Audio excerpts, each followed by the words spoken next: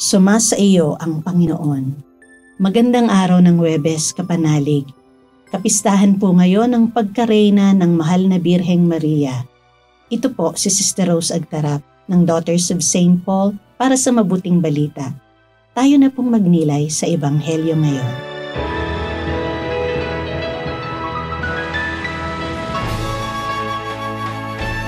Sa ika-6 na buwan, isinugo ng Diyos ang anghel Gabriel sa isang bayan ng Galilea na tinatawag na Nazareth. Sinugo ito sa isang birhen na ipinagkasundo na sa isang lalaking nagngangalang Jose mula sa sambayanan ni David, at Maria naman ang pangalan ng birhen. Pumasok ang anghel at sinabi sa kanya, "Matuwa ka, o puspos ng grasya. Sumasa iyo ang Panginoon." Nabagabag naman si Maria dahil sa pananalitang ito at pinagwari kung ano ang pagbating ito. At sinabi ng anghel sa kanya, "Huwag kang matakot, Maria, dahil may magandang niloob ang Diyos para sa iyo. At ngayon maglilihi ka at manganganak ng isang lalaki na pangangalanan mong Jesus. Magiging dakila siya at tatawagin siyang anak ng kataas-taasan, at ibibigay sa kanya ng Panginoong Diyos ang trono ng kanyang ninunong si David. Maghahari siya sa angkan ni Jacob magpakailanman. Talagang walang katapusan ang kanyang paghahari." Paanong mangyayari ito? Gayong hindi ako ginagalaw ng lalaki. Papanaog sa iyo ang Espiritu Santo at lililiman ka ng kapangyarihan ng kataas-taasan, kaya magiging banal ang isisilang at tatawaging anak ng Diyos. At nagdalang tao naman ngayon ang pinsan mong si Elizabeth sa kabila ng kanyang katandaan. At nasa ika-6 na buwan na siyang itinuturing na baog. Wala ngang imposible sa Diyos. Narito ang utusan ng Panginoon. Mangyari nawa sa akin ang iyong sinabi.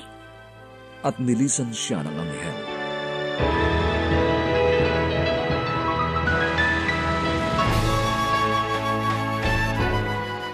Ang pinakadakilang bagay na maaaring gawin ng isang babae ay ang maglihi. Tanging babae lamang ang makakagawa nito. Kahit ang Diyos hindi naglihi, di ba? Kinailangan niya ang isang babae na magdadala kay Jesus sa kanyang sinapupunan sa kapangyarihan ng Espiritu Santo. Kapanalig, ipinagdiriwang natin ang pagkareyna ng mahal na Birheng Maria sa araw na ito. Hindi siya reyna dahil mayaman siya o makapangyarihan. Siya ay reyna dahil sumagot siya ng oo sa paanyaya ng Diyos na maging ina. At araw-araw niyang pinagbago ang pagtugon niya ng oo sa kalooban ng Diyos Ama. Maging sa hirap at saya, sa mga milagro at pagpapakasakit ni Jesus, nanatili siyang bukas at masunurin sa kalooban ng Ama. Nananalangin at nagninilay ang kanyang puso.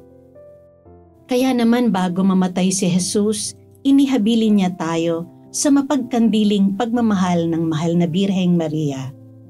Namimintuho ka ba kay Mama Mary? Isa sa napakadaling panalangin ay ang Aba, Ginoong Maria. Dasalin mo ito ng 3 beses pagkagising at bago matulog araw-araw. At mararanasan mo ang mapagpalang paglukob sa iyo ng ating mahal na ina at reyna, araw-araw, 24/7. Mga kapanalig, suportahan po ninyo ang aming misyon. Subscribe, like, and follow po lines sa aming social media accounts. Tulungan niyo po kaming maipagpatuloy ang programang ito at ipadala ang inyong donasyon sa aming donations channels. Makakaasa po kayo na isinasama namin ang inyong mga intensyon at kahilingan sa aming mga panalangin araw-araw. Ito pong muli si Sister Rose na nag-aanyaya sa inyong manalangin sa ating mahal na Inang Maria.